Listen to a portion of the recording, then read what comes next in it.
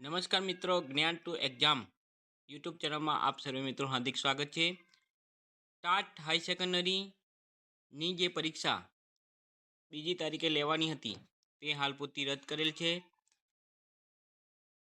તેની ચર્ચા આજે આપણે આ વિડીયોમાં કરવાના છે.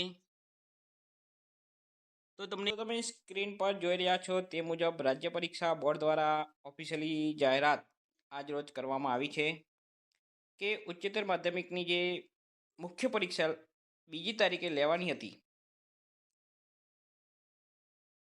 તે રાજ્યના હવામાન વિભાગની વરસાદની ભારે આગાહીને કારણે હાલ પૂરતી એટલે કે 2 તારીખે મોકૂફ રાખેલી છે. તો નવી પરીક્ષા હવે પછી 8/8/2026ના રોજ યોજાશે.